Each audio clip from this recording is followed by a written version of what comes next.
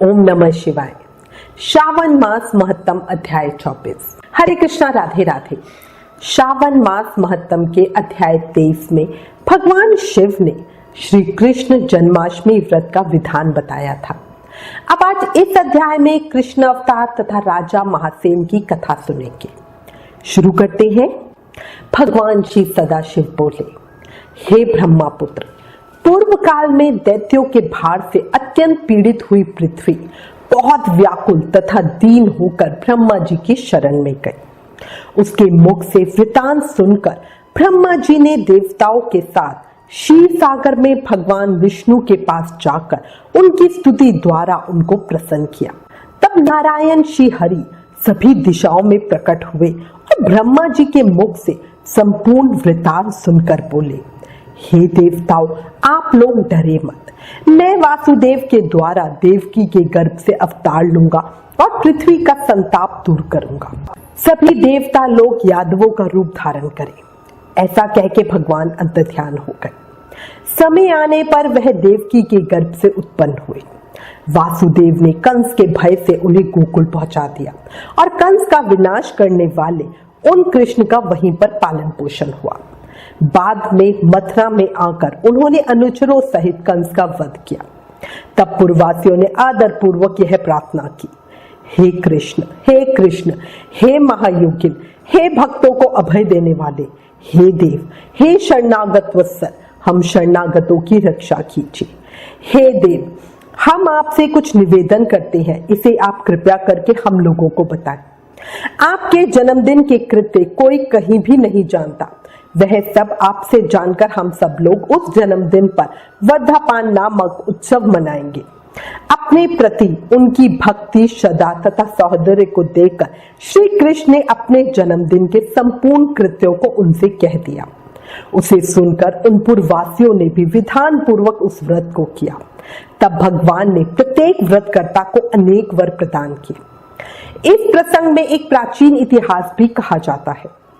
अंग देश में उत्पन्न एक मितजित नामक राजा था।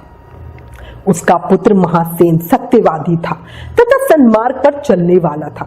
सब कुछ जानने वाला वह राजा अपनी प्रजा को आनंदित करता हुआ उनका विधिवत पालन करता रहा।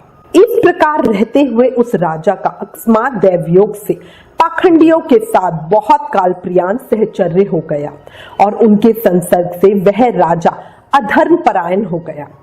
वह राजा वेद, शास्त्र तथा पुराणों की बहुत निंदा करने लगा और वर्ण आश्रम के धर्म के प्रति अत्यधिक द्वेष भाव से युक्त हो गए। हे मुनिश्रेष्ठ, बहुत दिन व्यतीत होने के पश्चात काल की प्रेरणा से वह राजा मृत्यु को प्राप्त हुआ और यमदूतों के अधीन हो गया। यमदूतों के द्वारा पाश में बांधकर पीटते हुए यमराज के पास ले जाते हुए वह बहुत पीड़ित हुआ। दुष्टों की संगति के कारण उसे नरक में गिरा दिया गया और वहां बहुत समय तक उसने यातनाएं प्राप्त की।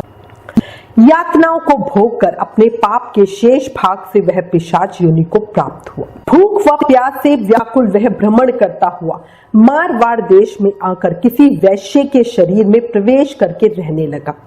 वह उसी के साथ पुण्यदायिनी मथुरापुरी चला गया। वहां पास के ही रक्षकों ने उस पिशाच को उसके गृह से निकाल दिया। तब वह पिशाच वन में तथा ऋषियों के आश्रम में भ्रमण करने लगा।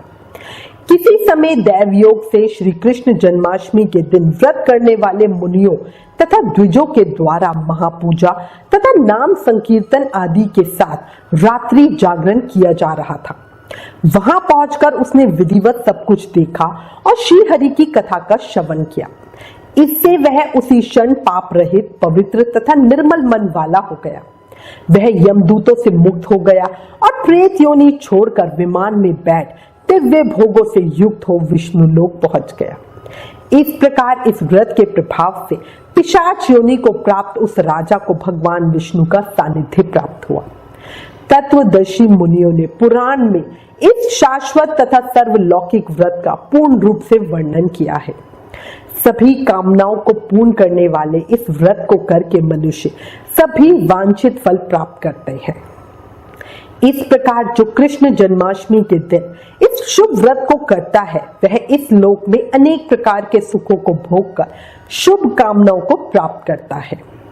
हे ब्रह्मापुत्र, वहां वैकुंठ में 1,00,000 वर्ष तक देव विमान में आसीन होकर नाना विविध सुखों का उपभोग करके अवशेष पुण्य के कारण इस लोक में आकर सभी ऐश्वर्यों से समृद्ध तथा सभी अशुभों से रहित होकर महाराजाओं के कुल में उत्पन्न होता है। वह कामदेव के समान स्वरूप वाला होता है।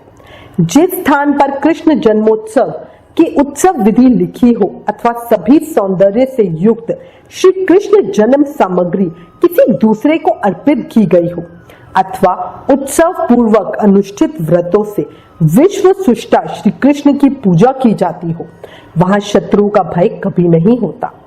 उस स्थान पर मेघ व्यक्ति की इच्छा करने मात्र से वृष्टि करता है और प्राकृतिक आपदाओं से भी कोई भय नहीं होता। जिस घर में कोई देव की पुत्र श्री कृष्ण के चरित्र की पूजा करता है वह घर सब प्रकार से समृद्ध रहता है और वहां भूत प्रेत आदि की बाधाओं का भय नहीं होता। जो मनुष्य किसी के साथ में भी शांत होकर इस व्रत उत्सव का दर्शन कर लेता है वह भी पाप से मुक्त होकर श्री हरि के धाम जाता है। इस प्रकार शिवस्कंद पुराण के अंतर्गत ईश्वर सनत कुमार संवाद में श्रावण मास महत्तम में जन्माष्टमी व्रत कथन नामक 24वां अध्याय समाप्त। 24वें अध्याय के सुनने सुनाने से हमारी सभी कामनाएं पूर्ण होती हैं। इस अध्याय में भगवान शिव ने स्वयं कृष्ण सेवा पूजा का महत्व बताया है। साथ ही राजा की कहानी से ये भी पता चलता है कि हमें पथ भ्रमित करने वाले बहुत मिलेंगे, पर हमें अपनी बुद्धि का प्रयोग करते हुए श्री कृष्ण में ही ध्यान लगाए रखना है। जीवन में सब मिलेगा अगर प्रभु कृपा होगी, इसलिए प्रेम से, मन से, भाव से हर पल हर समय नाम जाप करते रहो। याद रखो कलयुग केवल नाम आधारा। जोर से जयकारा लगाओ और बोलो हर हर महादेव, ओम नमः शिवाय।